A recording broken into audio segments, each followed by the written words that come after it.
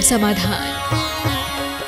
बोलिए देवाधिदेव 1008 मूल नायक श्री मुनि श्रीवतनाथ भगवान की जय जय जय। बोलिए प्रातः स्मरणीय संत शिरोमणि परम पूज्य 108 आचार्य गुरु विद्यासागर जी महामुनिराज की जय जय जय।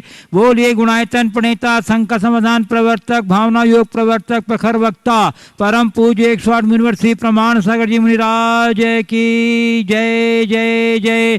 बोलिए परम पूज्य 108 यूनिवर्सिटी अरह सागर जी मुनिराज की जय जय जय।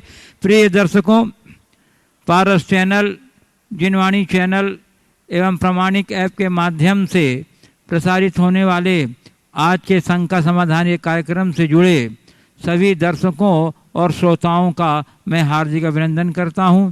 मैं आपको लिए चलूं शंका समाधान की ओर। इसके पूर्व रोज की तरह हम लोग पूज्य देव के चरण कमलों में सामूहिक रूप से त्रिवार नमोस्तु निवेदित करते हुए उनके मंगल में आशीर्वाद से अपने को अभिषेक करके तार्थ करेंगे। तो हाथ जोड़िए, मस्तक झुकाइए और बोलिए मेरे साथ, नमोस्तु गुरुदेव, नमोस्तु गुरुदेव, नमोस्तु गुरुदेव। बोलिए मुनिवर्षी प्रमाण सागर जी महाराज की, मुनिवर्ष अरह सागर जी महाराज की। गुरुदेव 52 गजा के कर्मठ आज 52 गजा स्थित क्षेत्र से जुड़े श्रद्धालु यहाँ उपस्थित हैं। मैं चाहता हूँ कि वो आज प्रत्यक्ष रूप में अपनी उपस्थिति से गुरुदेव के चरण के समक्ष अपनी जिज्ञासा प्रस्तुत करें। अब इस क्रम में सबसे पहले मैं आमंत्रित कर रहा हूँ श्री अरहंत अजमेरा बड़वानी को, और उसके बाद हमारे तैयार रहेंगे श्री यश सेठी जी बड़वानी। नमोस्तु महाराज जी, नमोस्तु महाराज जी, नमोस्तु महाराज जी। महाराज जी, मैं ये पूछना चाहता हूँ, जब हमारे से जाने अनजाने में एक इंद्रिय दो इंद्रिय आदि की हिंसा हो जाती है तो हमें इतना दुख नहीं होता, लेकिन यदि पंचेंद्रिय की हिंसा हो जाए जैसे मनुष्य आदि तो हमें उसका दुख ज़्यादा होता है। तो हिंसा तो महाराज जी हिंसा है, तो हिंसा के परिणाम में अंतर क्यों? देखिए, हिंसा का मतलब क्या? प्राण व्यपरोपणम हिंसा, प्राणों के विघात का नाम हिंसा है। एक इंद्रिय में भी प्राण है और पंचेंद्रिय में भी प्राण है, लेकिन एक इंद्रिय के पास अल्प प्राण है, पंचेंद्रिय के पास अधिक प्राण है। जैन शास्त्रों के अनुसार एक इंद्रिय के पास कुल 4 प्राण है तो पंचेंद्रिय के पास 10 प्राण है। उसे एक ही इंद्रिय है, हमारे पास 5 इंद्रियां हैं। उसके पास मन नहीं है, हमारे पास मन है। उसके पास वचन बल नहीं है, हमारे पास वचन बल है। तो हम उनसे प्लस है, 6 प्राण हमारे अधिक है। तो जितने अधिक प्राणों का विघात होगा उतनी बड़ी हिंसा हुई ना। लोक में भी किसी अपराधी के द्वारा किसी सामान्य व्यक्ति की हत्या की जाए उसका दंड, और किसी महत्वपूर्ण व्यक्ति की हत्या करने के बाद का दंड दोनों समान होता है क्या? अलग होता है। आईपीसी की धारा में भी ये प्रावधान है। तो वजह क्या है? जितने बड़े प्राणी का तुम घात करोगे उसके प्राणों का घात अधिक होगा। फिर एक ऐसे व्यक्ति की हत्या हो जाए जिससे हजारों लोगों की भावनाएं जुड़ी है, वो और बड़ी हिंसा। तो प्राण व्यपरोपणम हिंसा, इस उक्ति को ठीक तरीके से समझकर चलेंगे तो परिणाम से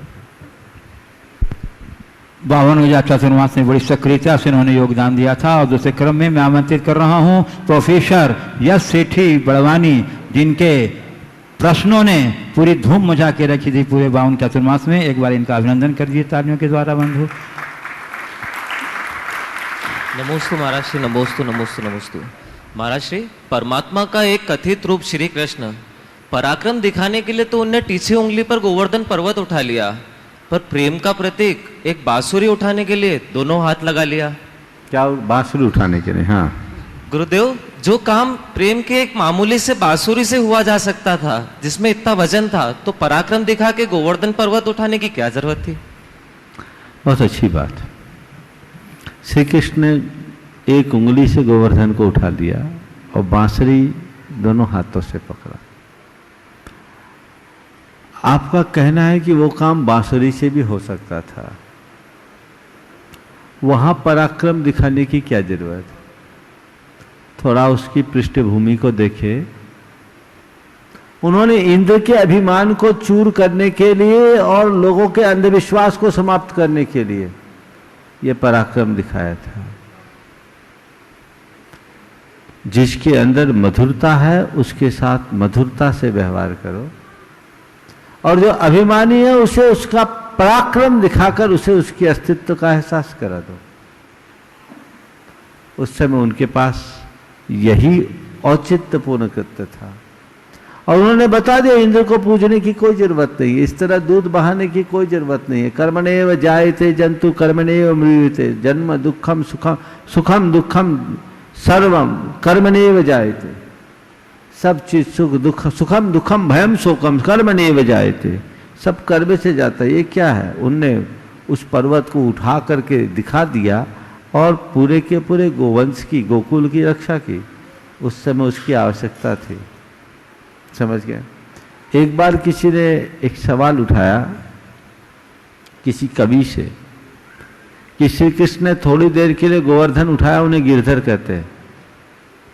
हनुमान जी पूरा पहाड़ उठा के ले आए, उनको गिरधर क्यों नहीं कहते हैं? तुम्हारे सवाल से जुड़े हुई बात को जोड़कर मैं इस प्रसंग में बात कह रहा हूं। श्री कृष्ण ने थोड़ी देर के लिए गोवर्धन उठाया, वे गिरधर कहलाए, और हनुमान जी पूरा पहाड़ उठाकर ले आए, उन्हें कोई गिरधर नहीं कहता। तो उसका उत्तर उस कवि ने दिया, बहुत ध्यान देने लायक है। उन्होंने कहा श्री कृष्ण ने जब गोवर्धन उठाया था तब उसकी आवश्यकता थी, और हनुमान जी जब पर्वत उठा के लाए तब उन्हें केवल संजीवनी की जरूरत थी। तो जरूरत के अनुरूप कार्य करने वाले को श्रेय मिलता है, और बिना जरूरत के जो काम करते हो श्रेय नहीं पाते। नमोस्तु गुरुदेव। श्री अंतरिक्ष अजमेरा बड़वानी। नमोस्तु गुरुदेव। नमोस्तु नमोस्तु नमोस्तु। गुरुदेव, आप कहते हैं कि परिस्थिति के आगे मजबूर नहीं मजबूत बने, पर गुरुवर इस परिस्थिति की विकट स्थिति में हम टिके रहें, उसके लिए क्या करें? देखिए, परिस्थिति की विषमता में, विकट स्थिति में हम अपने आप को टिके रहे, इसके लिए क्या करें? उसके लिए हमें चाहिए कि सबसे पहले हम अपना आत्मविश्वास मजबूत रखें, सकारात्मक सोचें, आशावादी बने, और ये मन में धीरज रखें कि चाहे कितनी भी विषमता है चीज़ें बदलेगी। अभी रात है, प्रभात होगा और सब ठीक हो जाएगा।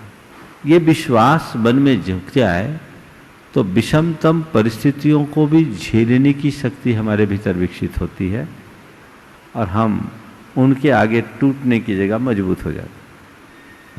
नमोस्तु गुरुदेव। पूज्य गुरुदेव, अब मैं कुछ ऑनलाइन जिज्ञासा आपके समक्ष प्रस्तुत कर रहा हूँ।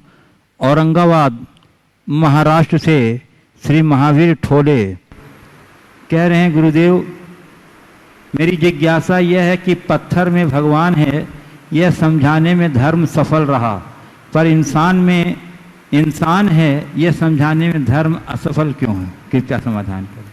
पत्थर में भगवान है ये समझाने में भगवान सफल रहे, ठीक है, धर्म सफल रहा। और इंसान में भगवान है, ये इंसान में इंसान है, यह समझाने में धर्म सफल क्यों नहीं हो सका? देखो, पत्थर और इंसान में एक मौलिक अंतर है। पत्थर में हम जो आरोपित करते हैं वो सहज भाव से ग्रहण कर लेता, रिएक्ट नहीं करता। इंसान में जो कुछ भी आरोपित किया जाता है वो उसे सहज भाव से स्वीकार नहीं करता, रिएक्ट कर लेता है। जिस दिन पत्थर की तरह धर्म जिस दिन पत्थर की तरह धर्म की सब बातों को इंसान स्वीकारना शुरू कर लेगा, उस दिन इंसान में इंसान क्या, उसे भगवान के दर्शन होना शुरू हो जाएंगे। स्वीकार तो करे, स्वीकारता नहीं, इसलिए सफलीभूत नहीं होता। पूज्य देव, झुमरी तिलैया कोडरमा झारखंड से श्री सुशील शोभा पांडे कह रहे हैं, गुरुदेव मेरा सवाल यह है, किसी ब्रह्मचारी भैया की दीक्षा के पहले जो बिंदोरी निकाली जाती है वह कहाँ तक उचित है, और बिंदोरी में कई प्रकार के आडंबर आजकल होने लगे हैं, वो कहाँ तक सही है, गुरुदेव समाधान करें। देखिए, बिंदोरी अगर देखा जाए तो बड़े प्राचीन काल से है। तीर्थंकरों के भी दीक्षा के पूर्व की जो यात्रा होती है वो एक बिंदोरी ही है, और बहुत समय से हो रहा है। आचार्य गुरुदेव की भी बिंदोरी निकली थी, लेकिन एक आध दिन निकलना और बिंदोरी को एक रस्म बना लेना, जगह जगह जा कर के करना, धर्म प्रभावना की दृष्टि से करने की बात जरूर आती है, लेकिन आजकल दिखता है कि वह भी एक कार्यक्रम जैसा हो गया, और वैराग्य की जैसी झलक दिखनी चाहिए वैसी कम दिखती है। वाकई में होना ये चाहिए कि वैराग्य के लिए वैराग्य की झलक होनी चाहिए। हम लोगों की जब दीक्षा हुई तो कोई बिंदोरी का हुआ ही नहीं। कल दीक्षा देनी है, आज तो बोला है गुरुदेव ने कि कल दीक्षा होनी, इस तरह का कोई स्वरूप ही नहीं रहा। बिंदोरी को मैं गलत तो नहीं कहूँगा, लेकिन अति हर चीज की गलत होती है। एक आध स्थान पर बिंदोरी निकल जाए, जहाँ दीक्षा होनी है वहाँ बिंदोरी निकल जाए। अब वो बिंदोरी के कार्यक्रम के लिए वो वैरागी को महीनों ऐसे टूर करने पड़ते, टूर कराए जाते हैं। एक जगह आज यहाँ बिंदोरी, कल वहाँ बिंदोरी, फिर परसों वहाँ बिंदोरी समाज आयोजित करती है। मुझे इसका औचित्य समझ में नहीं आता। आप करने वाले करे, वो उनकी अपनी रुचि है, लेकिन वैराग्य में तो पूरी तरह वैराग्य के लक्षण दिखने चाहिए। पूज्य गुरुदेव, सागर मध्य प्रदेश से शिवन्या जैन कह रही हैं, गुरुवर लोग मंदिर में लाखों रुपए देने में भी कंजूसी नहीं करते, फिर क्यों किसी रिक्शे वाले, सब्जी वाले से 2 रुपया 5 रुपए के लिए बहस करते हैं? क्या किसी गरीब को देखकर उनका दिल नहीं दुखता, या सिर्फ अपने नाम के लिए लोग दान देते हैं, या उनकी आत्मा ही मर जाती है किसी सहाय को देख? ये नाम के लिए दान देने की बात नहीं है, लोगों की प्रवृत्ति है। रिक्शे वाले की बात तो जाने दीजिए, करोड़पति भी सब्जी लेने जाएगा तो धनिया पत्ती का एक मुठा फ्री में उठाना चाहेगा। ये प्रवृत्ति है, जबकि उसके लिए उसका कोई मूल्य नहीं है। सोच बदलनी चाहिए। हमें हर इंसान से इंसान जैसा व्यवहार करना चाहिए, उसको उसके हिसाब से नहीं, उसको अपने हिसाब से देखना चाहिए। जिसकी ऐसी बड़ी सोच होती है उनके साथ फिर इस तरह की प्रवृत्ति नहीं होती। पूज्य गुरुदेव, सागर मध्य प्रदेश से ही अंजना जैन कह रही हैं, गुरुदेव उम्मीद और विश्वास कभी गलत नहीं होते, बस इतना जानना जरूरी है कि किससे उम्मीद की जाए और किस पर विश्वास किया जाए, कृपया समाधान करें। किससे उम्मीद करे और किस पर भविष्य विश्वास करे? भविष्य पे उम्मीद करो और खुद पर विश्वास करो। मैं बात को बिल्कुल मोड़ दिया हूं, लेकिन इस सूत्र को आत्मसात रखो। भविष्य पे विश्वास करो, भविष्य से उम्मीद रखो और खुद पर विश्वास करो। समझ गए?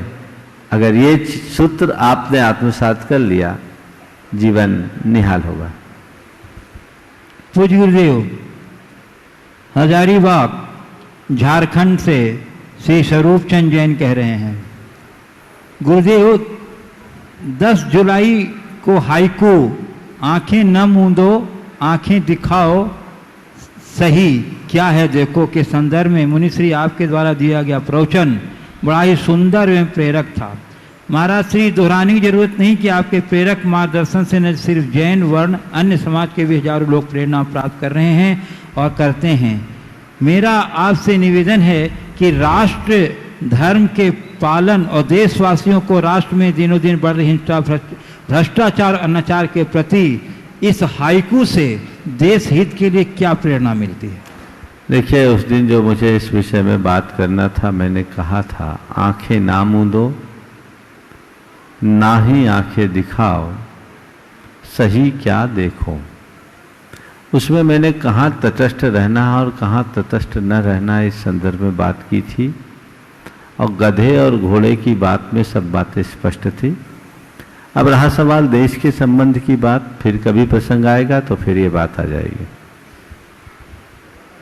बुजुर्ग सिंगापुर से अचित जैन प्रामाणिक समूह अचिंत्य जैन प्रामाणिक समूह सदस्य कह रहे हैं कि मारणांतिकिम समुद्घात का सरल अर्थ क्या है और आत्मा ऐसे में दूसरे स्थान पर जाकर क्या करती है? यह समुद्घात क्या वर्तमान मनुष्य या मुनि भी कर सकते हैं? देखिए, जैन परंपरा के अनुसार कुछ परिस्थितियां ऐसी होती है जब हम अपने शरीर से बाहर होते हैं। मूल शरीर को छोड़े बिना आत्मा का शरीर से बाहर निकलना जैन शब्दावली में समुद्घात कहलाता है। ये कुछ खास स्थितियों में होते हैं। 7 प्रकार के समुद्घात जैन आगम में बताए हैं, उनमें से कुछ प्रमुख बताऊंगा। जैसे वेदना, वेदना की अधिकता में कभी कभी हमारी आत्मा के प्रदेश यानी हमारी आत्मा हमारे शरीर से बाहर निकलती, वो थोड़ी देर के लिए होते फिर लौट आते, वो तिगुने प्रमाण बाहर फैलते। इसमें आप देखते हैं कई लोग वेदना में तड़फते हैं, वो तड़फन एक प्रकार की समुद्घात की स्थिति है। इसी तरह कषाय समुद्घात, कषाय समुद्घात कषाय की तीव्रता में व्यक्ति कई बार आपे से बाहर आ जाता है। अपन कहते हैं ना, वो आपे से बाहर हो गया।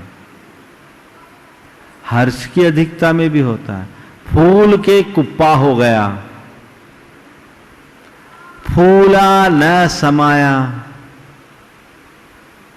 ये एक प्रकार की घातात्मक स्थिति। इसी प्रकार के समुद्घात में एक समुद्घात है मारणांतिक समुद्घात। मारणांतिक समुद्घात किसी किसी प्राणी के साथ होता है। अपनी मृत्यु से कुछ समय पूर्व उसकी आत्मा उस स्थान का स्पर्श करके लौट आती है जहां उसे जन्म लेना है, और लौटने के तुरंत बाद उसकी मृत्यु हो जाती है। आज भी हो सकता है, पर ये किसी को बुद्धिगम्य नहीं है। जिसको ऐसा हो रहा है, हो सकता उसको एहसास और आभास हो जाए, पर ये किसी ने व्यक्त किया नहीं। कई बार ऐसा लोगों को लगता है मैं जा रहा हूं, अब मैं बचूंगा नहीं। सडन लोग बोलते हैं और कुछ मिनटों में व्यक्ति चले भी जाते हैं। हो सकता है ये पूर्वाभास उन्हें हो गया। गुरुदेव, गया बिहार से श्री लप्पू जैन कह रहे हैं, अगर किसी ठीक नहीं रहता हो फिर भी जबरदस्ती पूजा पाठ कर रहे हैं, लेकिन पूजा पाठ में मन नहीं लग रहा है और इस कारण से घर में किसी से बन भी नहीं रहा है, ऐसी स्थिति में जबरदस्ती पूजा पाठ करना कहाँ तक ठीक है? देखिए, स्वास्थ्य ठीक नहीं है तो भी अपने धर्म की क्रियाओं में शिथिलता नहीं देनी चाहिए। धार्मिक क्रियाओं को करना चाहिए और उत्साहपूर्वक करना चाहिए। वही तो परीक्षा की घड़ी है, मन लगा कर करें, लेकिन हाँ एकदम ही शरीर परमिट ना करें। तो जो क्रियाएं हम शरीर से करते हैं उनको हम अनुमोदना से करें, भावों से करें, आपस में कलेश ना करें। एक बात सदैव गांठ में बांध के रखे, क्रिया मात्र धर्म नहीं है, भाव शुद्धि ही सबसे बड़ा धर्म है। क्रियाएं अप्रमत्त होकर करें, लेकिन भाव शुद्धि को कभी खंडित न होने दें। पूज्यदेव उत्तर प्रदेश बिनौली बागपत से श्री नितिन जैन कह रहे हैं कि यदि किसी पर से एक बार विश्वास हट जाए तो उस पर दोबारा विश्वास करना बहुत मुश्किल होता है। तो महाराज श्री अपने विश्वास को पत्थर पर खोद कर बनाई गई लकीर की तरह कैसे बनाए जो जीवन भर मिटे ही नहीं? बात सही है, एक बार विश्वास टूटने के बाद जुड़ना मुश्किल होता है। आपने पूछा है कि हम अपने विश्वास को पत्थर की तरह कैसे बनाएं कि टूटे ही नहीं। देखिए, विश्वास बनाया नहीं जाता, विश्वास बनता है। जिसके प्रति श्रद्धा हो, यदि उसके प्रति समर्पण हो जाए तो फिर तुम्हारा विश्वास कभी खंडित नहीं होगा, वो अटल विश्वास होगा। लेकिन आज लोगों का विश्वास सतही स्तर का होता है। परिस्थितियों के अनुरूप विश्वास पल पल में बदल जाता है, तो वो टिकेगा कैसे? श्रद्धा और समर्पण जब पक्का हो तो विश्वास चिरस्थायी बनता है। पूज्य गुरुदेव, गाजियाबाद उत्तर प्रदेश से शारिका जैन कह रही हैं, गुरुवर हम श्रावक लोग धर्म को कैसे समझें? हम अपने जीवन में धर्म की शुरुआत कैसे हमें करनी चाहिए? त्याग करके, स्वाध्याय करके, जाप करके, दान करके या पूजन करके? धर्म की शुरुआत कैसे करनी चाहिए? त्याग करके, जाप करके, स्वाध्याय करके, ध्यान करके और ध्यान कर त्याग करके। हाँ, मैं बताऊं, धर्म की शुरुआत अधर्म से बचकर करना चाहिए। सबसे पहले चरण में क्या है? अधर्म न करना ही तुम्हारा सबसे बड़ा धर्म है। अधर्म जो है उसे बचो। जिस दिन तुम्हें समझ में आ गया उस दिन तय कर लो, अब मुझे अधर्म से बचना, अधर्म से दूर रहना है, अधर्म को नहीं अपनाना है। अब उसके बाद धर्म के क्षेत्र में कदम दर कदम आगे बढ़ो। तुम त्याग भी कर सकते हो, व्रत भी कर सकते हो, दान भी कर सकते हो, सेवा भी कर सकते हो, उपवास भी कर सकते हो, अपनी स्वाध्याय भी कर सकते हो। अपनी शक्ति और परिस्थिति के अनुरूप करो, लेकिन धर्म का पहला चरण अधर्म नहीं करना, इसे हमें ध्यान रखना चाहिए। पूज्य गुरुदेव, आज हमारे बीच कटनी के प्रसिद्ध डॉक्टर ई अखिलेश मधु जैन यहाँ उपस्थित हैं। मैं उन्हें आमंत्रित कर रहा हूँ कि वे अपने प्रश्नों के साथ यहाँ उपस्थित हों। और तब तक गुरुदेव, एक प्रश्न है वाराणसी से पोद्दार सुधीर कुमार जैन का। भगवान, आजकल व्हाट्सएप पर एडमिन के द्वारा मोक्ष मार्ग पर चलने हेतु त्याग का रोज नियम लेने हेतु मैसेज हो रहा है। त्याग लिखकर पोस्ट करते हैं, बाद में दूसरे ज्ञानी भी पोस्ट पढ़कर त्याग लिखकर पोस्ट करते हैं। तो मेरी मान्यता के अनुसार बाद में त्याग लिखकर पोस्ट करने वाले का पुण्य का महत्व घट जाता है। ज्ञानी का भाव जो भी हो, पुण्य का परसेंट कम हो जाता है। इस विषय में जैन दर्शन क्या कहता है? ज्यादा दिमाग क्यों लगाते हो? किसी भी प्रेरणा से त्याग का भाव हो रहा है तो होने दो। इसमें परसेंटेज में क्यों लगाते हो? कोई खुद की प्रेरणा से त्याग करता है, कोई औरों की प्रेरणा से त्याग करता है। त्याग कर रहा है, इसका सत्कार करो। हाँ, डॉक्टर अखिलेश मधु जी जैन, कटनी। गुरुदेव के चरणों में त्रिय बार नमोस्तु नमोस्तु नमोस्तु। गुरुदेव, मेरा सवाल आज के संदर्भ पे ही है। आज आपका केस लॉन्च देख के मुझे ऐसा महसूस हुआ कि आपके चेहरे पे केस लॉन्च के समय भी कोई भी शिकन या कोई भी वेदना नहीं थी। मेरा सवाल ये है कि शारीरिक वेदना के साथ साथ क्या आत्मा को भी वेदना महसूस होती होगी? और यदि आत्मा को वेदना होती होगी तो क्या यह धर्म संगत है? गुरुदेव समाधान। देखिए, सबसे बड़ी बात वेदना का सवाल। वेदना और वेदना की अनुभूति, इसमें बड़ा अंतर है। केस लॉन्च मैं कर रहा था, वेदना आप लोगों को हो रही थी। मैं कर रहा हूं केस लॉन्च, आप कर रहे है ना? सत्य। तो वेदना किसे हो रही, मुझे कि तुम्हें? हमें हो रही। आपको वेदना क्यों हो रही है? क्योंकि आपको उसका वास्तविक बोध नहीं। हम केशलोच कर रहे हैं, ये हमारा एक आवश्यक मूल गुण है जिसका हमें निर्वाह करना है। वो हमारी चर्या का एक अंग है और हम सहज भाव से केशलोच करते। करना है सो करना है। वेदना कैसी भी हो, आपको कष्ट तब तक नहीं होगा जब तक आप उसकी अनुभूति ना करो। अभी यहां कुछ लोग ऐसे भी हैं जिनको बैक एक है, घुटने में प्रॉब्लम है, पर कुर्सी का इंतजाम नहीं है, जमीन पर बैठे हैं। 1 घंटे के इस पूरे सेशन में वो जमीन पे बैठे, निश्चित उनको दर्द तो हो रहा होगा, लेकिन अभी अनुभूति क्यों नहीं? क्यों नहीं? दर्द की घटना घट रही है पर अनुभूति क्यों नहीं? ध्यान आपकी तरफ है। समझ में आ गया ना? तो जिसे अपने कल्याण का ध्यान होता है उसे जीवन में घटने वाले कष्ट नहीं लगते, वो कष्ट में भी मस्त रहता है। समझ गए?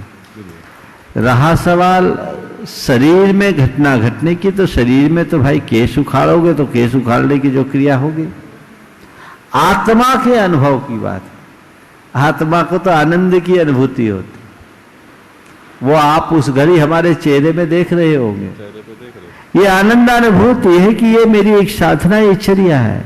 हम अपने शरीर को कष्ट देने के लिए नहीं कर रहे हैं, भावी हिंसा से बचने के लिए कार्य कर रहे हैं कि बाल बढ़ेंगे, जुएं होंगी, उसमें हिंसा होगी, अब उससे बच रहा है। महाराज कटवा भी सकते थे, कटवाने में पैसे चाहिए, किसके पास से पैसे मांगेंगे? और नाई के आगे हम गर्दन क्यों झुकाए? तुम जानो, तुम्हें अपना आत्माभिमान नहीं है, चाहे जहां गर्दन झुकाते हो। भगवान महावीर ने हम मुनियों को कहा है, आत्म स्वरूप को पहचानो और आत्मावलंबी बनकर के जीवन जियो। केस लोच के पीछे का प्रयोजन यही।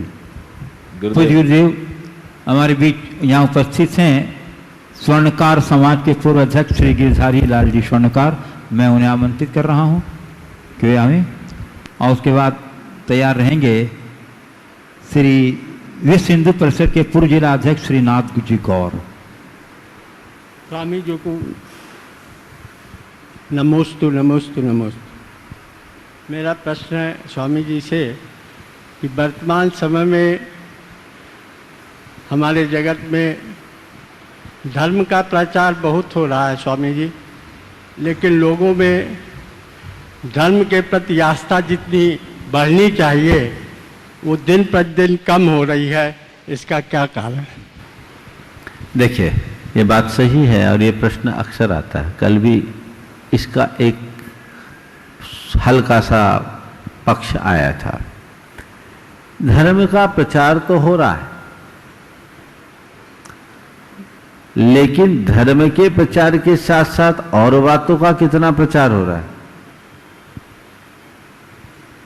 कभी आपने सोचा? आज से बहुत पहले मैं जब सागर में था तो वहां के एक पत्रकार ने एक सवाल किया कि महाराज श्री, आज इतना धर्म का प्रचार प्रसार हो रहा, आप जैसे संतों के प्रवचन नियमित हो रहे हैं, उसके बाद भी अपराध का ग्राफ रोज बढ़ रहा है, आप इस विषय में क्या कहेंगे? मैंने कहा भैया, धर्म का प्रचार हो रहा है तो पूरे भारत की आबादी में अगर विचार करो, आज के हिसाब से विचार करें 138 करोड़ लोग हैं, उसमें कितने लोग होंगे जो नियमित धर्म सुनते हों? सब धर्म गुरुओं को मिला लो, कितने? 2%? बहुत मिला लो तो 3%, इससे ज्यादा तो नहीं ना। वो भी कितनी देर? घंटा 2 घंटा, इससे ज्यादा तो नहीं। वो भी कितनी तल्लीनता से, तो वो वही जानते, आधा मन यहां आधा मन और कहीं। बाकी 23 घंटा वो कहां रहते हैं? वो क्या देखते हैं, क्या सुनते हैं, किस माहौल में रहते हैं? ये जो अपराध कर रहे हैं वे लोग अपराध कर रहे हैं जो धर्म से दूर हैं। गनीमत है कि आज धर्माचार्य हैं और धर्म की बात लोगों के बीच जा रही है तो देश फिर भी संतुलित है। अगर ये हट जाए तो पता नहीं देश में क्या हो। तो हमें चाहिए धर्म का इतना प्रचार हो जाए कि लोगों को और कुछ पसंद ही ना आए, अपराध अपने आप कम होगा। जिस तरह से आज मल्टीमीडिया के माध्यम से चीजें परोसी जा रही है और अपसंस्कृतियों का प्रसार हो रहा है, वहां धर्म का प्रभाव आखिर दिखेगा कैसे? फिर भी मैं मानता हूं अगर आदमी 1 घंटा विशुद्ध मन से धर्म करता है, विशुद्ध मन से, तो 23 घंटा अपराध मुक्त, सात्विकता युक्त, निराकुलता युक्त जीवन जीने का लाभ ले सकता है। हमें आवश्यकता है लोगों के हृदय में इस बात को बैठाने की कि भैया जीवन को पवित्र बनाने का रास्ता तो यही है। अब बीमार लोग दवाई ना खाए और बीमारी बढ़े तो इसमें डॉक्टर और दवा कंपनी का क्या कसूर? दवा उपलब्ध है, डॉक्टर उपलब्ध है, बीमारी का पता लग चुका है, अब चाहिए कि लोग दवाई खाए, और दवाई खा नहीं रहे, अपथ्य और खा रहे, तो बीमारी बढ़ रही है। सबको ये बात बतानी चाहिए कि जीवन की दुर्बलता को दूर करने की, जो जीवन की दुर्बलता जन जो भी बीमारियां हैं, इसे दूर करने की एक ही औषधि है, वो है धर्म। धर्म से जुड़ो, उसका अनुपान करो, तुम्हारी सारी दुर्बलताएं दूर। मैं आमंत्रित कर रहा हूँ श्रीनाथ जी गौर, जो विश्व हिंदू परिषद के पूर्व जिलाध्यक्ष हैं, और उसके बाद तैयार रहेंगे श्री हितेंद्र स्वर्णकार। परम श्रद्धेय गुरुवर के श्री चरणों में शत शत नमन, वंदन, अभिनंदन। महाराज जी, भारतवर्ष में विभिन्न धर्म संप्रदाय होने के बाद भी सभी में आपस में प्रेम, सद्भाव एवं मानवता का भाव तो रहता ही है। भगवान महावीर एवं गौतम बुद्ध जी का अहिंसा पथ, गुरु नानक देव जी का बलिदान, विवेकानंद जी का ज्ञान और महात्मा गांधी जी का सत्याग्रह जैसे उच्च आदर्शों ने विश्व का मार्गदर्शन किया। लेकिन विकास की महत्वाकांक्षा ने विदेशी तकनीकी ज्ञान के साथ साथ विदेशी संस्कृति व संस्कारों का भी काफी नुकसान हुआ। विगत को सुधारा तो नहीं जा सकता, लेकिन उससे शिक्षा लेकर संकल्प के साथ भविष्य कैसे उज्जवल बनाया जा सकता है, कृपया उपरोक्त का मार्गदर्शन करें। विगत को सुधारा नहीं जा सकता, पर उससे सीख लेकर संकल्प के साथ भविष्य को उज्जवल कैसे बनाया जाए, एक ही उपाय, सांस्कृतिक निष्ठा को जगाया जाए। हर व्यक्ति के हृदय में जो हमारी सांस्कृतिक निष्ठा है वो जागृत होनी चाहिए। जब तक हम लोगों के हृदय में सांस्कृतिक निष्ठा नहीं जगाएंगे, व्यक्ति की प्रवृत्तियां नहीं सुधरेगी, चरित्र नहीं बदलेगा। जहां तक तकनीक का सवाल है, मैं तकनीक को सर्वथा गलत नहीं मानता। हम आप जो आज बात कर रहे हैं, ये भी तकनीक के कारण, टेक्नोलॉजी के ही कारण है। आवश्यकता है टेक्नोलॉजी के सही उपयोग के ज्ञान की। देश को आगे ले जाना है तो हमें अपनी सांस्कृतिक पृष्ठभूमि को सुरक्षित रखते हुए विज्ञान और टेक्नोलॉजी का प्रयोग करते हुए आगे बढ़ना होगा। अध्यात्म और विज्ञान जब दोनों साथ साथ चलेंगे, जीवन बहुत उच्च आदर्शों को प्राप्त करेगा। हमें चाहिए कि हम लोगों तक अपनी बात को उस रीति से पहुंचाएं। विडंबना ये है कि हमारे देश के लोगों में सोच उल्टी हो रही है। जो उनके हृदय में अपनी संस्कृति के प्रति निष्ठा का भाव होना चाहिए, उसका अभाव दिख रहा है। वो हम पुनर्जागृत करें, सब कुछ अच्छा। प्रणाम। श्री हितेंद्र जी स्वर्णकार। और उसके बाद मैं आमंत्रित करूंगा स्थानीय श्री विजय कुमार जी विश्व को, जो गौशाला के लिए समर्पित हैं और अपने मधुर भजनों से जैन सांस्कृतिक चेतना में बहुत योगदान देते हैं। आचार्य श्री जी के चरणों में नमन। आचार्य श्री, हमारी एक समिति, आचार्य श्री नहीं, महाराज श्री बोलो। हाँ, क्षमा, हमारी एक समिति है कटनी सेवा समिति प्राण रक्षक दल। इसमें हम लोग जो मूर्तियां विसर्जन होती हैं, प्रतिमा विसर्जन होती हैं, उसमें हम लोग समाज का और शहर का सहयोग करते हैं, जिसमें किसी का हाथों हाथ ना हो, किसी की जनहानि ना हो। इसके साथ ये कोरोना संक्रमण के चलते हम लोगों ने भोजन वितरण और सैनिटाइज़र का पूरे शहर में हमारे आदर्श सुभाष चंद्र जैन जी और गिरधारी लाल स्वर्णकार जी ने हमारा मतलब मार्गदर्शन किया। इसमें लोग सैनिटाइजर वगैरह का विभिन्न प्रकार काम किए। इसमें जानकारी चाहता था कि क्या इसमें धर्म का क्या महत्व है और ये क्या पर्याप्त है हमारे लिए? देखिए, हर कार्य को धर्म मानकर मत करो। कुछ कार्य ऐसे हैं जो कर्तव्य मान करके किया जाता है। ये कर्तव्य है और कर्तव्य को कर्तव्य मानो, जो देश काल के अनुसार जब जैसा आवश्यक है वैसा करना चाहिए, जिससे मानवता की रक्षा हो। और ऐसी स्थिति में अगर धर्म आड़े आए तो इस कर्तव्य को ही अपना धर्म मान लो। श्री विजय कुमार जी विश्व, कटनी। नमोस्तु महाराज जी। हे गुरुदेव, मेरा प्रश्न यह है कि जिस प्रकार त्याग से मोक्ष मार्ग प्रशस्त होता है, उसी प्रकार क्या दान से भी, अगर दान से भी होता है तो किस प्रकार, कृपया इस शंका का समाधान करें। विनोबा भावे का एक वाक्य है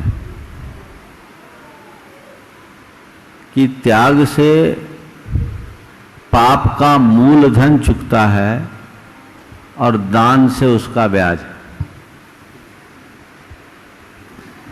त्याग से पाप का मूल धन चुकता है और दान से उसका ब्याज। त्यागी का स्थान दानी से ऊंचा होता है। त्याग सर्वस्व का होता है, दान अंश का। इसलिए हमारी संस्कृति में त्यागी की पूजा होती है और दानी की प्रशंसा। समझ गया?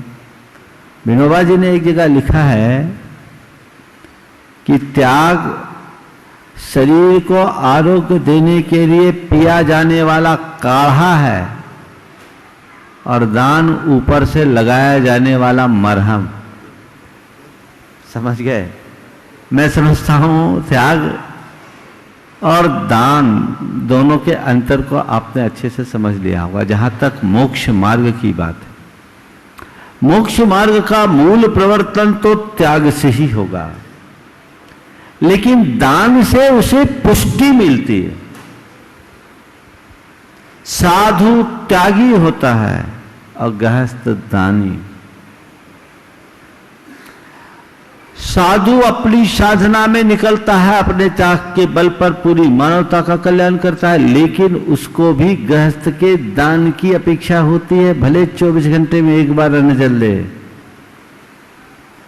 यहां दानियों का गौरव ऊंचा हो जाता है और इसलिए कहते हैं जैसे धर्म तीर्थ की महत्ता है वैसे ही दान तीर्थ की भी महत्ता है।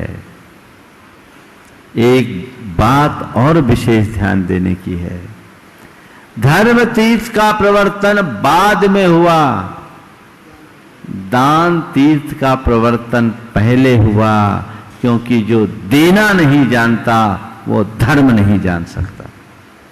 इसलिए या तो तुम त्यागी बनो और त्यागी नहीं बन सके तो दानी बनो, पर मानी कभी मत बनो। समझ गया? नमस्कार। मैं आमंत्रित कर रहा हूँ शौर्य जैन कटनी को, और इसके पूर्व यहाँ उपस्थित हैं गुरुदेव शास्त्री परिवार के हर्षवर्धन आरती जैन के सुपुत्र सारांश जैन, जो अपनी गुल्लक लेकर के आए हैं देवोदय गौशाला को अर्पित करने के लिए। मैं उन्हें आमंत्रित कर रहा हूँ। गुरुदेव, आपका आशीर्वाद चाहिए उसे कि वो उसकी भावना इसी प्रकार निरंतर विकसित होता रहे।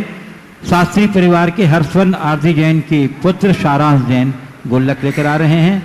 गुरुदेव आपका मंगलमय आशीर्वाद यहाँ रखें।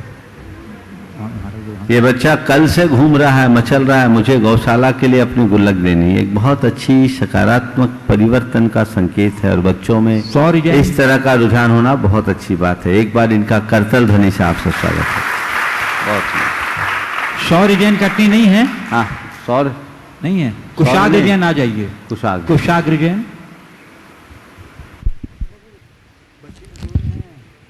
नमस्ते गुरुदेव। गुरुदेव, मेरा ये प्रश्न है कि आज की शिक्षा का पैटर्न बहुत बदल गया है, तो बहुत बदल गया, तो इन परिस्थितियों में हम अपना कंसंट्रेशन कैसे बढ़ाएं? कृपया संकल्प करें। शिक्षा का पैटर्न बदल गया, अपना कंसंट्रेशन को ऐसे बढ़ा। अब तो ऑनलाइन है सब। ऑनलाइन में तो फिर क्या है, कहीं टच हुआ तो इधर से उधर हो जाता है, बच्चे उतने सहज नहीं हो पाते। मैं एक सलाह देना चाहता हूं, पहले भी इस बात को कहा। अभी लोगों की जो आम गतिविधियां हैं वो बहुत सीमित हो गई है। प्राय हर व्यक्ति घर में उपलब्ध है और घर में रहने में ही आप सुरक्षित भी हो। अब बच्चों का स्कूल जाना, ट्यूशन जाना, कोचिंग जाना अगर प्रभावित हुआ है तो घर के लोगों को चाहिए कि वो बच्चों को खुद पढ़ाए, जिससे बच्चों के मन मस्तिष्क पर उसका अच्छा प्रभाव पड़े और आपसे निकटता भी बढ़े और उससे आप बच्चों की वास्तविकता को भी पहचान सको। आज की माता बहनें इतनी काबिल है कि बच्चों को पढ़ा सकते हैं और जिनके घर में बच्चे बड़े हैं वो छोटे बच्चों को पढ़ा दे। ये एक शुरुआत होनी चाहिए। केवल ऑनलाइन के भरोसे में तीसरी चौथी क्लास का बच्चा ऑनलाइन में अपनी आंखें खराब कर रहा है, उसमें उसकी एकाग्रता प्रभावित होगी। और प्रिंट माध्यम का डिजिटल माध्यम से ज़्यादा प्रभाव पड़ता है। डिजिटल माध्यम से हमें अपने आप को बचाना चाहिए और ये पहल लोगों को करनी चाहिए अपने बच्चों और अपने परिवार के हित के लिए। पूज्य गुरुदेव, सांध्य महालक्ष्मी के संपादक श्री सरित जैन ने परसों आपके ध्यानाकर्षण संबोधन से प्रभावित होकर के आचार्य श्री से संबंधित वीडियो को संशोधित कर दिया है, परसों ही कर दिया तत्काल, और आपसे क्षमा याचना पूर्वक आशीर्वाद मांगा है ताकि भविष्य में इस प्रकार की पुनरावृत्ति। मेरा आशीर्वाद है शरद भाई को। मैंने पहले ही कहा था कि स्खलन है, लेकिन लोगों ने चूंकि यहाँ ध्यान आकृष्ट किया और उन्होंने जैसा मुझे बताया गया कि वो तो जितनी देर शंका समाधान चल रहा था उतनी देर में उसे संशोधित कर लिया था। ये बहुत अच्छी बात है और हमें इससे एक प्रेरणा लेनी चाहिए और आगे इन सब बातों पर ध्यान देना चाहिए। पूज्य गुरुदेव, प्रकाश जी पाटनी अजमेर राजस्थान से कह रहे हैं, गुरुदेव मेरी शंका कल के प्रवचन से जुड़ी है। गुरुदेव, अच्छे व्यक्तित्व का धनी मृदु होता है ऐसा संत कहते हैं। गुरुदेव, मेरी शंका यह है कि मृदु व्यक्ति से दूर रहने की हिदायत क्यों दी जाती है? यहाँ तक कि उनके बारे में मीठी छुरी जैसे शब्दों का भी प्रयोग किया जाता है। ये कहाँ तक उचित है? क्या इसमें पूर्वाग्रह या ईर्ष्या भी अपना स्थान रखती है? कृपया समाधान करें। देखिए, हमारी संस्कृति में मृदु व्यक्ति से दूर रहने की हिदायत कभी नहीं दी गई और अगर दी जाती है तो निश्चित रूप से ये किसी की नकारात्मक परिणति है, चाहे वो पूर्वाग्रह हो या ईर्ष्या। मृदु व्यक्ति से दूर रहने के लिए कही गई, मायावी से दूर रहने के लिए कहा गया। हाँ, ये हो सकता है कि मायावी मीठा हो, उसे मीठी छुरी कहा गया है, लेकिन हर व्यक्ति मृदु व्यक्ति मीठी छुरी हो नहीं हो। वस्तुतः मृदुता का मतलब केवल वाणी में मृदुता नहीं, कल के प्रवचन में मैंने कहा था मधुर बनने की बात। तो मधुरता केवल वाणी तक सीमित नहीं होनी चाहिए, माधुर्य तो जीवन के रग रग में घुलना चाहिए। हमारे विचारों में मधुरता, हमारी दृष्टि में मधुरता, हमारी वाणी में मधुरता और हमारे व्यवहार में मधुरता। जिसके विचारों में माधुर होगा वो कभी मीठी छुरी नहीं बनेगा। जिसकी दृष्टि में मधुरता होगी वो कभी किसी को परेशान नहीं करेगा। हाँ, जो केवल वाणी में कृत्रिम मधुरता लेकर के बैठा है उससे तो थोड़ा सावधान रहना चाहिए। ये तो चाटुकार टाइप के लोग होंगे, उनसे बचने की आवश्यकता, अपेक्षा उनसे बचिए। लेकिन ये कहना कि मृदु व्यक्ति से दूर रहना ये तो मीठी छुरी है, हो सकता है उनमें किसी का पूर्वाग्रह दिखे, हमें ऐसे लोगों से बचना चाहिए। एक व्यक्ति के विषय में मैं जानता हूं जिनके विचार व्यवहार बड़े शांत सौम्य, वो हर बात को बहुत साइलेंटली बात करता, और उसका जो बड़ा भाई है वो उतना ही उग्र है, सीधे सीधे तीखा बोल दे। तो एक दिन बात में आई क्या वो तो मीठी छुरी है। अरे भैया, मृदु होना मीठी छुरी थोड़ी है, ये तो एक प्रकार के पूर्वाग्रह है। वो उसको पचा नहीं पाया, बड़े भाई का प्रशंसक था, छोटे भाई के लिए कहता है मृदु मीठी छुरी है। ये मीठी छुरी नहीं है, उसका हृदय मिठास से भरा है। हमें चाहिए, व्यक्ति हर प्रकार के होते, कई व्यक्तियों का आचार विचार व्यवहार सब मृदु होता है, कई व्यक्ति ऐसे होते हैं जिनकी भावना तो मृदु होती है लेकिन वाणी थोड़ी सी तीखी हो जाती है, वो भी बुरी नहीं है। विचार अच्छे होने चाहिए, साथ में भाषा भी अगर मृदु बन जाए तो सोने में सुगंध वाली बात है, हमें ऐसा देखना चाहिए। पूज्य गुरुदेव, रीठी जिला कटनी से श्री विजय कुमार कह रहे हैं गुरुदेव कि कबीर एवं रहीम के दोहे, नीति सूक्तियां, आचार्य श्री के हाइकू एवं महापुरुषों की विचार अल्प शब्दों में होकर भी बहुत पावरफुल होते हैं, जीवन की दिशा एवं दशा को बदलने में सार्थक हो जाते हैं। जबकि विद्वानों के बड़े बड़े लेख एवं भाषण इतने पावरफुल नहीं होते हैं, इसका क्या कारण? देखिए, एक दिन यशपाल जैन कटनी भी आए थे, बहुत बड़े साहित्यकार हुए, हमारी पुस्तक के विमोचन के लिए आए थे, जैन धर्म और दर्शन के, जबलपुर में 1997 के जनवरी माह की बात है। उसमें उन्होंने एक दिन बहुत अच्छी बात कही थी कि विद्वान और संत में बहुत बड़ा अंतर होता है। विद्वान जो बोलता है वो शब्द होता है, और संत जो बोलते हैं वो मंत्र होता है। ये यशपाल जी के वाक्य थे। विद्वान जो बोलता है वो शब्द होता है क्योंकि उसमें केवल एक विचार होता है, और संत जो बोलते हैं वो मंत्र होता है क्योंकि उनके शब्द हमारे विचारों को स्पंदित करते हैं, उनका हर शब्द उनकी साधना से सिक्त होता है। मैं समझता हूं आपके प्रश्न का उत्तर इसमें समाहित हो गया। तो गुरुदेव, पुणे से अदिति जैन कह रहे हैं गुरुदेव, चतुर्थ काल में आम आदमी से लेकर राजा महाराजा कई औरतों से शादियां करते थे, यहाँ तक 18,000 से लेकर 96,000 तक रानियां होती थी। तो क्या औरतों को अपना सम्मान मिल पाता था? वो अपने हक की बात कर सकती थी?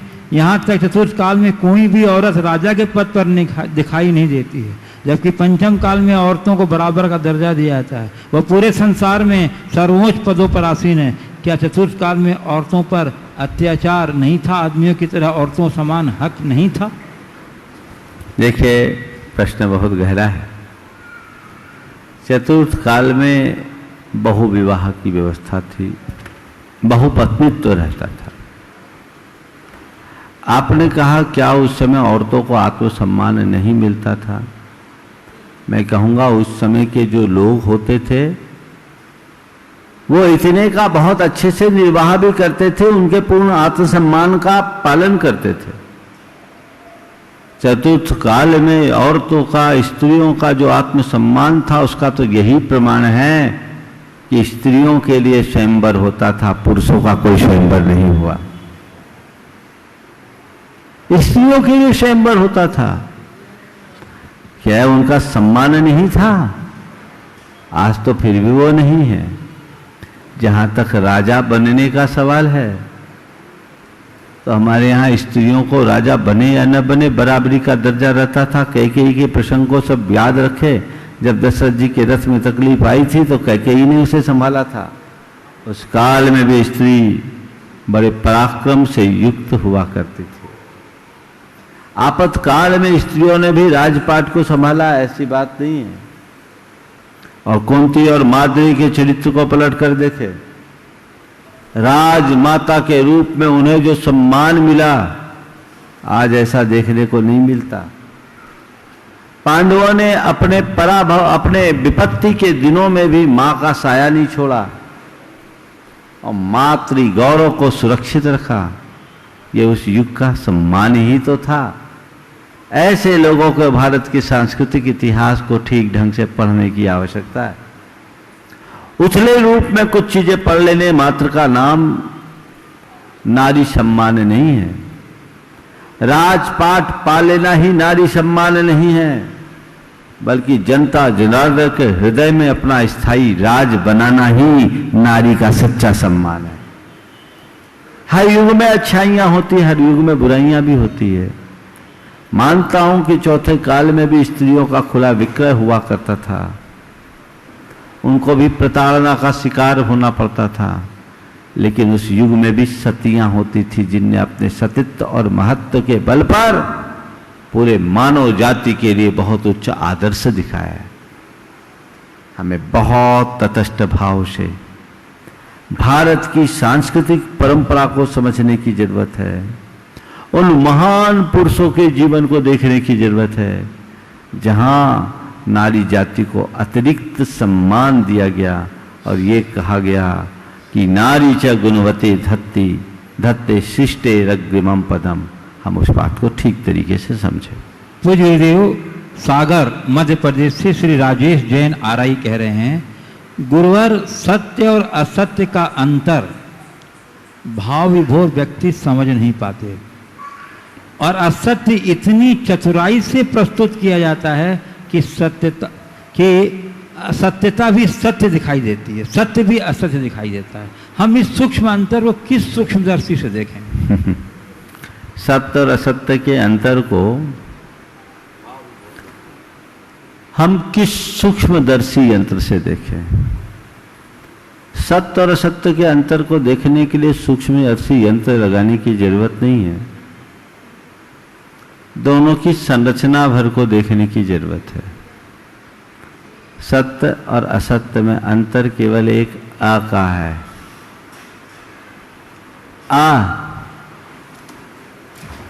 वो अयथार्थ का है। अगर सत्य में अयथार्थ जुड़ गया तो असत्य बन गया। वो असत्य कुछ देर तक चलता है, लेकिन असत्य में कहीं स्थायित्व नहीं रहता। असत्य अल्पकालिक चमक रखता है, सत्य दीर्घकालिक कांति से युक्त होता है। असत्य को अल्पकाल के लिए प्रतिष्ठा मिल सकती है, लेकिन सत्य की प्रतिष्ठा शाश्वत और चिरंतन होती है। हमें इस पर विश्वास जमाने की जरूरत है। पूज्य देव, रीठी कटनी से मध्य प्रदेश से मयूरी जैन कह रही हैं, गुरुदेव कुपोषण हर जगह है, कहीं आहार कम है, कहीं संस्कार कम है। महाराज जी, दोनों की कमियों को कैसे पूरा किया जा सकता है? बहुत अच्छा सवाल है। कुपोषण सब जगह है, कहीं आहार कम है, कहीं संस्कार कम है। मैं कहता हूँ आहार के कम होने पर होने वाले कुपोषण से व्यक्ति शिथिल होगा, लेकिन संस्कार की कमी जन कुपोषण से व्यक्ति भ्रष्ट होगा। इसलिए जितनी जरूरत आहार की है उससे ज़्यादा संस्कार की। हमें संस्कारों का प्रसार करने की जरूरत है और जन्म से ही बच्चों को संस्कार देने की परिपाटी हमारी संस्कृति में रही है। हमें उसे आगे बढ़ाने की जरूरत है। आजकल ये देखने को मिलता है कि लोग संस्कारों को ज़्यादा महत्व नहीं दे रहे हैं। परिणाम हमारी पीढ़ियां छिन्न भिन्न हो रही है। हमें चाहिए कि हम संस्कारों को ठीक तरीके से महत्व दें और जीवन को आगे बढ़ाएं।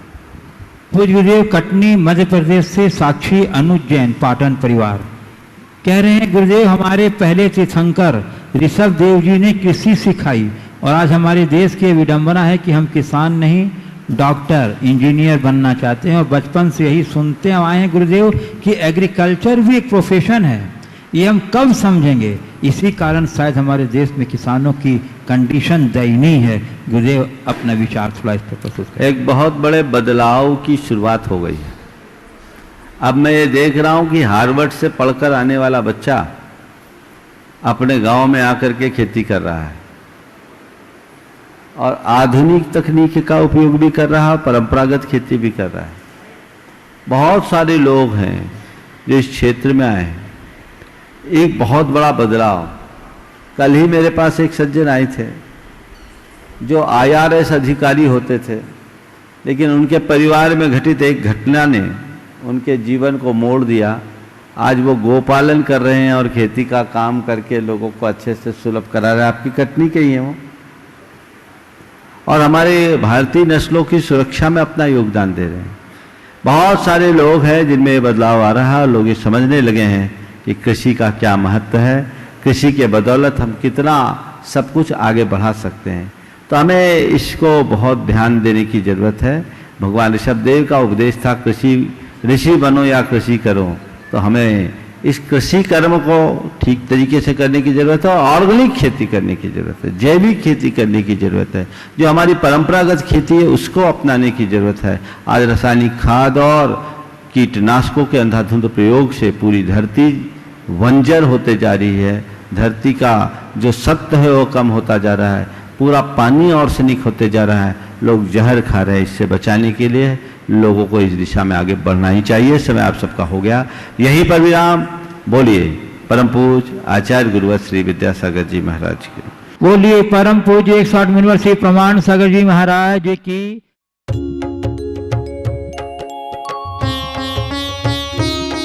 शंका समाधान।